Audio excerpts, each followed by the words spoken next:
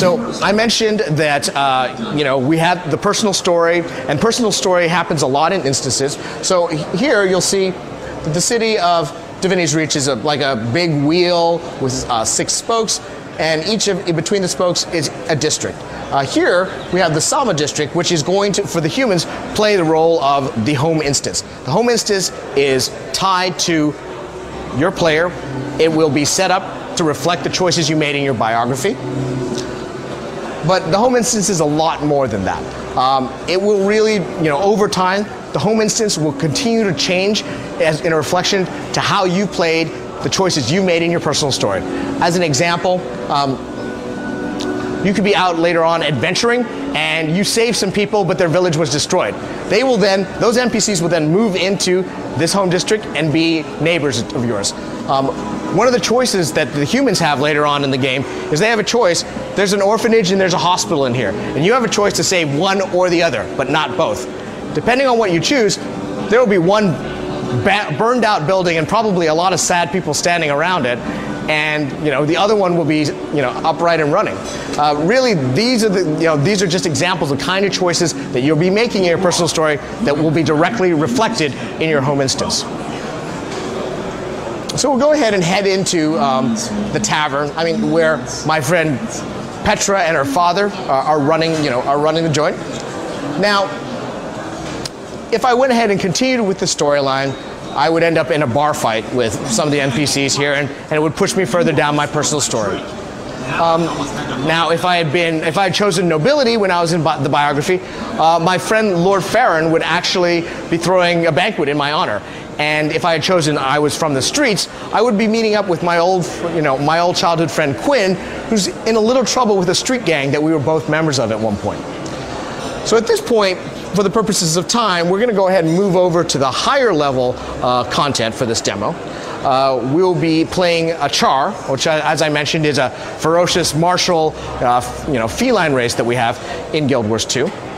And we'll be going into a level 40+ area called Blaze Ridge Steppes. Blaze Ridge Steppes is, for those of you who remember Guild Wars, is very much in the old geography of Ascalon.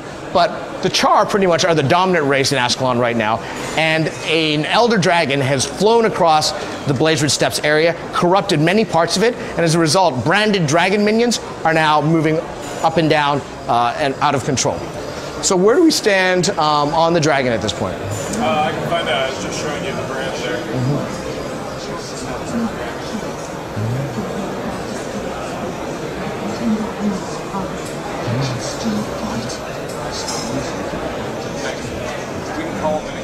Well, why don't can we just port over there? Yeah, you don't want to go look at other stuff? Yeah, let's just go port over there and find out the status there.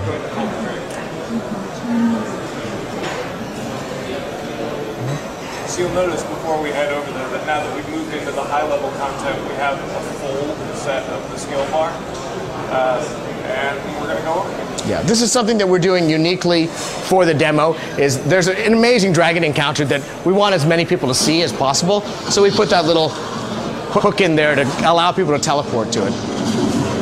So here, let me turn the volume down on this a little bit. It's going to get a little crazy soon. So we can talk about weapon swapping right now. I mentioned that we wanted to keep the UI as clean as possible, but we did want to keep diversity in the things that you could do.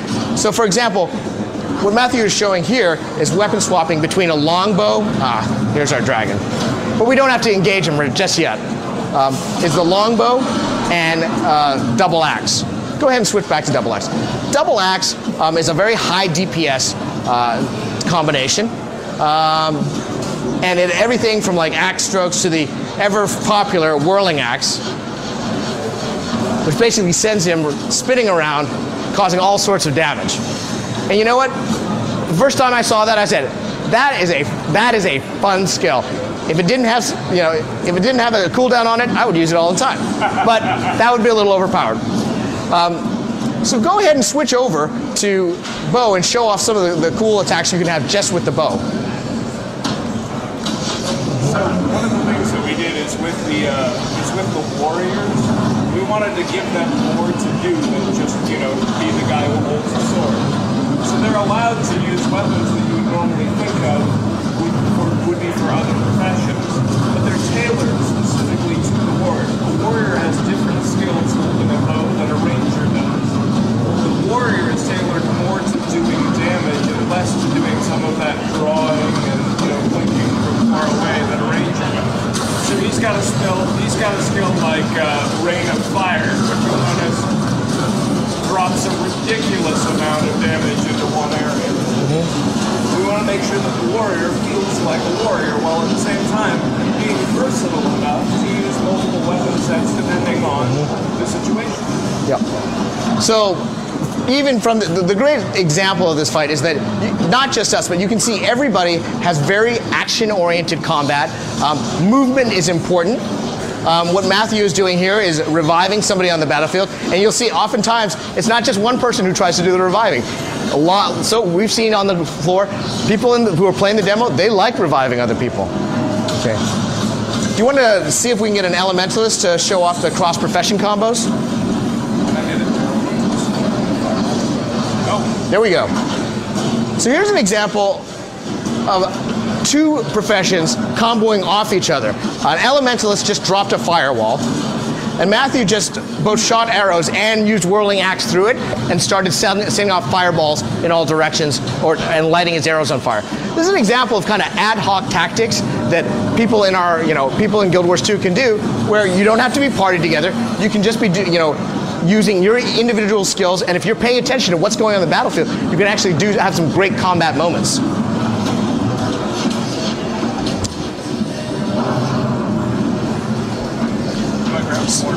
Yeah, so what Matthew's going to show off now is another example of what we call environmental weapons. Environmental weapons, go ahead and change your skill bar when you take them over. And here, he's got a mortar that's basically bombing these minions in the mid-level here.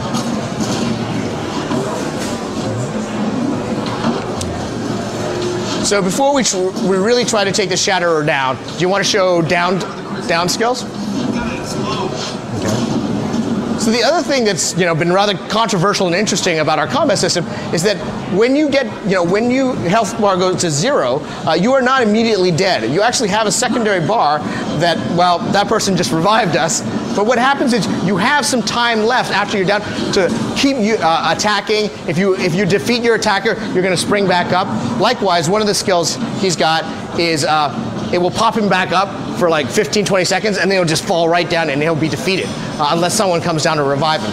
We found that this is not only a fun mechanic, kind of last-ditch attempt to get back up, but also it just keeps combat moving faster. And again, that's different for every profession. The down skills that you use, for example, when the warrior goes down,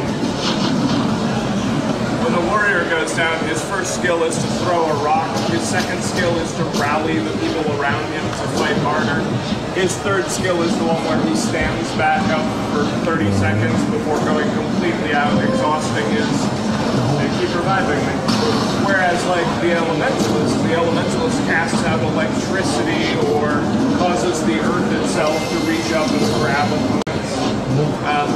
In addition, with the waypoint system, even if you don't manage to take out an enemy and rally, even if you don't manage to get somebody else to come and save you because, they're all busy with the fight or you're out on your own in some godforsaken area, you can go back to the nearest waypoint and come back to the thing just like you would be able to, even if you were alive.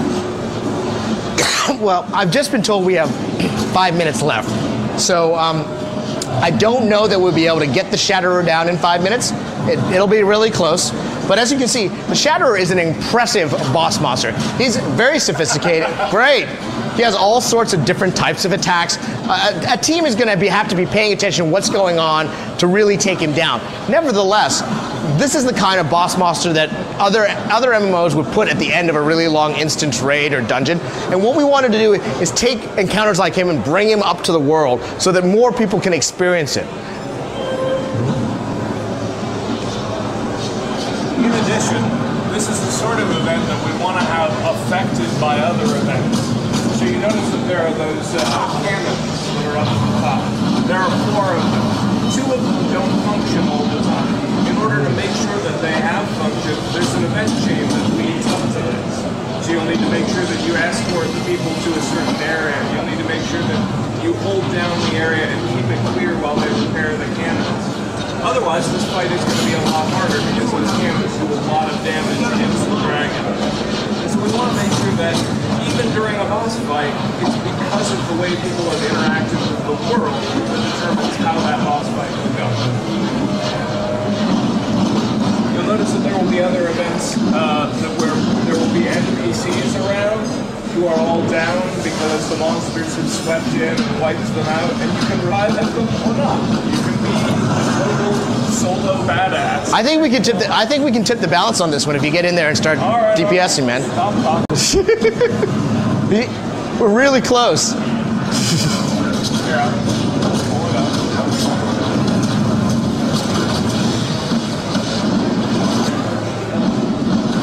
Oh yeah, I think we're gonna do it. Yeah.